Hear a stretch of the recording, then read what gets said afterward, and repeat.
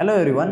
10th Maharashtra board maths 1 practice set 1.3 मध्ये डिटर्मिनंटचे questions आहेत. Determinant म्हणजे काय ते बघा. ही लाईन आणि ही लाईन, या दोन लाईनला काय म्हणायचं? डिटर्मिनंट म्हणायचं. त्याच्या आतमध्ये नंबर्स आहे. आता या नंबरच्या मदतीने आपण एक आन्सर काढणार आहे. कसं सॉल्व्ह करायचं डिटर्मिनंट बघा.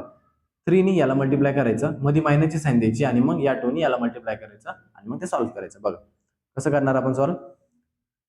3 into 4 इथं गेलं, मध्ये मायनसची साईन आणि मग 2 into 2.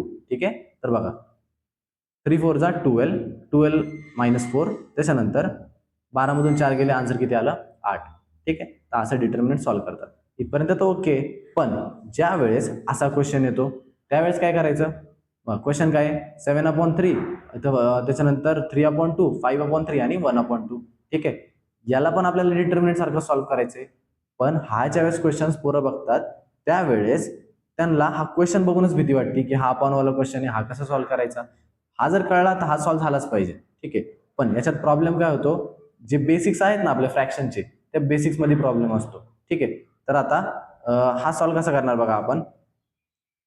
जसं वरती केलं 3 into 4 केलं. ठीक आहे. तसंच 7/3 इंटू काय 1/2 करणार, मायनस 5/3 इंटू 3/2 करणार. ठीक आहे. जसं इथं केलंय.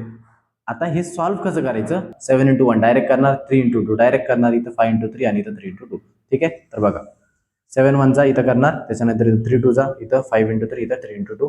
आता 7 1 जा 7, 3 2 जा 6, त्याच्यानंतर 5 3 जा 15, 3 2 जा 6. इथं आलं. नेक्स्ट स्टेपमध्ये काय करणार? बेस कॉमन घेणार आणि त्याच्यानंतर वरच्याची सबट्रॅक्शन करणार. तर 15 मधून 7 गेले, 8 राहतात. पण 15 हा मोठा नंबर आहे, त्याला मायनसची साईन आहे म्हणून आन्सर येणार -8/6. ठीक आहे.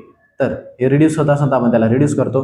त्यामुळं आता आपण आन्सरला रिड्यूस करणार. बघा 2 4 जा 8, त्याच्यामुळे इथं 4 लिहिलं आणि 2 3 जा 6 म्हणून इथं 3 लिहिला आणि जी एक साईन आहे मायनसची ती इथं ॲज इट इज घेतली. -4/3 आपलं हे फायनल आन्सर.